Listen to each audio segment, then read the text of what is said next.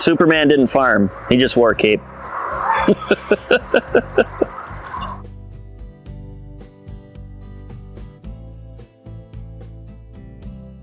So this is kind of our system. We've got a runway, as I call it. It's gateless. I'll show you the prop rod in a little bit here. But we just prop the wires up and the cows go under. Some cows have anxiety about that, but you can train them. I had a 15-year-old cow that was untrainable. She was in her own system. As you can see, we do have one on the wrong side. That happened yesterday. I moved her back, but she's got a calf on that side, so she got put back. This is our group that's calving at the moment. What is there, 16, 17 of them? So we've kept them separate from the ones that have calved. The ones that have calved, they're back grazing a hayfield at the moment. Currently they're walking to the barn for water. I don't mind that system because it gets calves to the barn so we can process them. Would a water trough out here be a little better? Yes. I don't currently have a pipeline in place. That's kind of where we're evolving to. And that would move along as the cows move along. We do use a single wire and pigtails. With this system, we do get some calves going under. It's not a big deal. The mama knows where they are. Just kind of is what it is. When we get into grazing pairs, we will use a fence post like this with 3 hooks on it. And I'll either run 2 wires with smaller calves or a single mid wire that's a little lower to control calves. How long have you been on this little section here? This was 2 days. Okay. And you moved the question? Oh, yes. The question was, how long have they been on this paddock? And the answer is 2 days. I could move them every day. I could make a little skinnier paddock. Superman didn't farm. He just wore a cape.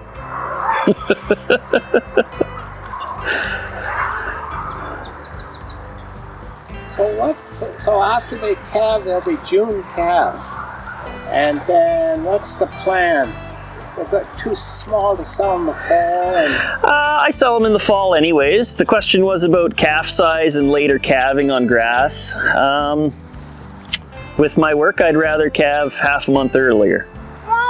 And I'd rather not have this tail end of cows. 3/4 of the ones here are cows we bought in within the last 2 years, so they're a little behind. How long will they be in this pasture? They should be moved right now, really.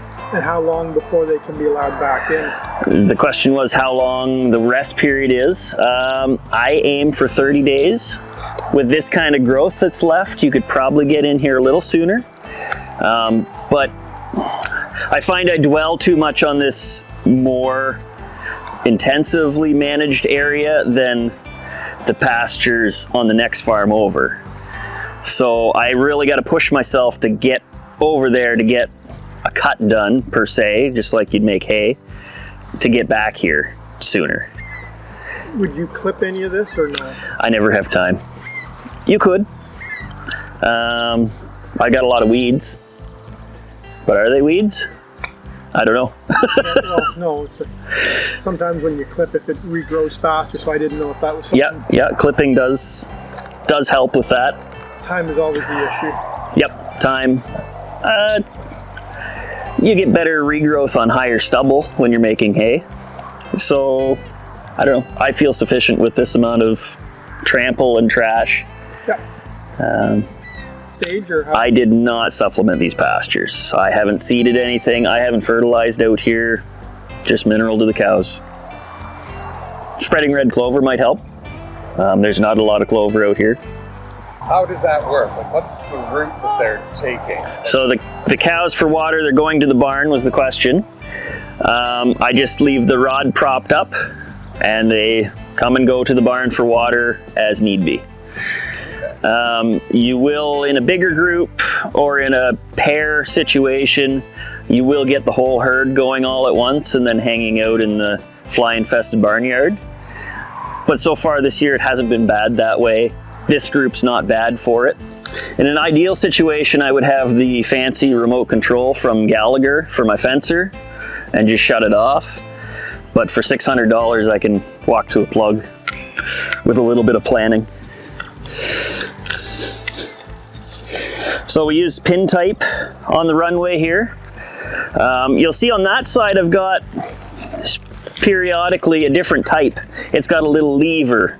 If you see one, play with it there and see how that works. It's not that much better than a pin type, in my opinion. There's my rod. So I stole this idea from Mike, and he was okay with that. Ah. So I'll unpin one post, and then it's just got a slot in the top. It's 3/4 galvanized water pipe out of a barn, and it's got an insulator on the end. And that's just a PCV piece of fitting.